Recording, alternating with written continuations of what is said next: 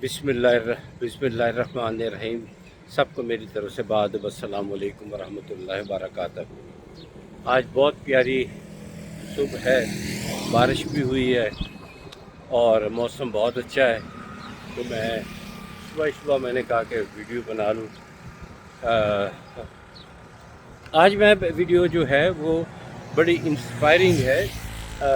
आप लोग उससे यकीनन मुतासर होंगे, बहुत मुतासर होंगे कि मैंने दुनिया की खैर सारी तो नहीं कह सकता, लेकिन कैंसर, दिल, हार्ट और बहुत सारी गुर्दों की तकलीफ का मुकाबला किया। अल्लाह ने मेरी मदद की। सबसे बड़ी बात यह है कि अल्लाह ने मदद की और अल्लाह के फजल और करम के साथ आज भी बिल्कुल खैरियत के साथ हूँ। और आप दुआ कीजिए मैं खैरियत से ही रहूँ। कैसे ये सब कुछ मुमकिन हुआ? पहली बात तो मैं बता चुका हूँ अल्लाह, लेकिन दुनियावी एतबार से भी बहुत सारी फैक्टर्स हैं। यानी कि ज़ाहिर पैसे की भी ज़रूरत होती है, मेंटली स्ट्रॉन्ग होना भी बहुत ज़रूरी होता है। तो ये सब बातें रहीं, लोगों के ताउन की ज़रूरत होती है वो भी रही। और तवील अरसे से मेरा कोई फैमिली मेम्बर मेरे साथ नहीं है। मैं कीमोथेरेपी लगवाने के लिए भी अकेला जाता था, हार्ट के लिए भी अकेला जा रहा हूँ, कमर का ऑपरेशन के लिए भी। हाँ, उस वक़्त मेरा भतीजा मेरे साथ ज़रूर आता जाता रहा, लेकिन मेरी फैमिली मेम्बर पाकिस्तान में है ही नहीं, तो किसने मेरा ख्याल करना था? तो ये कैसे मुमकिन हुआ? सबसे पहली बात मैं बार बार कहता हूँ कि अल्लाह का करम, अल्लाह का फजल, अल्लाह का एहसान। जी, अल्लाह का सॉरी बेटा, जल्दी गुजर जाए। तो अल्लाह का फजल, अल्लाह का करम, और जिसकी वजह से सारा कुछ मुमकिन हुआ। एक जो चीज़ जो बहुत ज़्यादा मेन फैक्टर जिसको मैं करार देता हूँ अल्लाह की रहमत के बाद, वो ये कि मैंने ये किया कि ऐसे मेरी नेचर है कि मैं हर एक के काम आने की कोशिश करता हूँ, हर मुमकिन कोशिश करता हूँ। और जिसकी वजह से मुझे काफ़ी ज़्यादा सहूलत का सामना करना पड़ा। मैंने लोगों से लोगों की जो भी होता आता मैं उसकी मदद करने की कोशिश करता। तो मैं वो खुशकिस्मत इंसान हूँ कि लोग जो थे मुझे आए दिन टेलीफोन आना, कोई किसी का टेलीफोन आ जाना कि मैंने इस वक्त खाना काबा यानी हरम पाक में तहज्जुद की नमाज़ पढ़ी है और आपके लिए खुसूसी दुआ की है। कभी टेलीफोन आना मैं मदीना पाक में हूँ, मस्जिद नबी में हूँ और इशा की नमाज़ अदा की है और आपके लिए खुसूसी दुआ की है। मैं अल्लाह का शुक्र अदा करता। कोई कहता मैं ज़ियारत मुक़द्दसा के लिए गया हूँ और यहाँ पे आपके लिए दुआ कर रहा हूँ, आपकी सेहत के लिए, आपकी सलामती के लिए। तो ये भी बड़ा फैक्टर थी। फिर आ जाता था पैसे का मसला। पैसा तो ज़ाहिर है कि ख़र्चा तो आता है और इतने मेरे पास पैसे नहीं होते थे। तो मैंने एक तरीका अपनाया कि अल्लाह के ताला के साथ इन्वेस्टमेंट शुरू कर दी। मैं दो तरीके इस्तेमाल करता था कि खाने की देग पकवाई और चावल ज़्यादातर, और उसको तैयार हो जाती तो मैं साइड पे छुप के बैठ जाता और लोगों को देखता। लोग खुशी से वो दाल जो है वो चावल वो भर भर के लेके जाते। तो वो मुझे कई गुना ज़्यादा पैसे, मतलब मुझे खुदा की कसम मुझे नहीं पता कहाँ से पैसे आते और मेरा गुजारा हो जाता और मेरी कीमत लग जाती। ये सिलसिला जारी रहा। फिर मैंने ये तरीक़ाकार इस्तेमाल किया कि ये जो एक हमारे घर के पास डिफेंस में एक रेस्टोरेंट था, वहाँ पर मैंने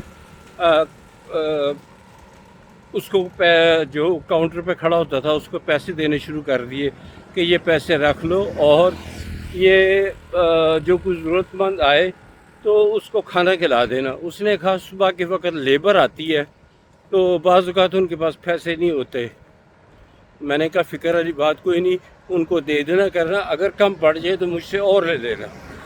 تو کہتا ٹھیک ہے میں لے لوں گا آپ سے۔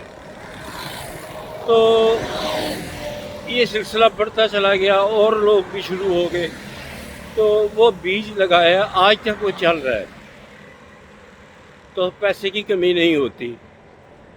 یہ سلسلہ ختم ہوا، ایک دن میں یہ پیسے دے کے واپس آیا تو مسز جو تھی وہ گاڑی میں بیٹھی ہوئی تھی، وہ کہتی تھی کہ یہ پیسے کس لیے دیے؟ میں نے کہا یہ اپنی پیسوں کی کمی جو ہے اس کو دور کرنے کے لیے اللہ تعالیٰ کے ساتھ انویسٹمنٹ کر رہا ہوں۔ تو کہتی ہے صحت کے لیے آپ کیوں نہیں میڈیکل سٹور پہ کچھ پیسوں کے لیے کرتے ہیں؟ تو میں نے کہا بالکل ٹھیک، بڑی اچھی بات ہے۔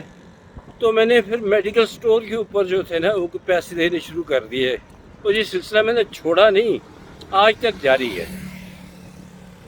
صرف اس وقت منقطع ہوتا ہے جب میں امریکہ میں ہوتا ہوں، پھر میں وہاں سے پیسے پاکستان ٹرانسفر کرتا ہوں، تو وہاں میڈیکل سٹور پہ پیسے دے دینے کے، اگر کوئی بندہ آئے اس کے پاس پیسے نہ ہوں تو اس کو میڈیسن دے دینا، تو اس سے اس کو خالی ہاتھ نہ جائے۔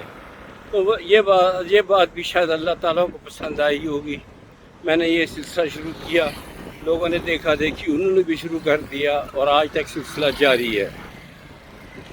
اچھا، میں آپ کو یہ بات بتاتا ہوں کہ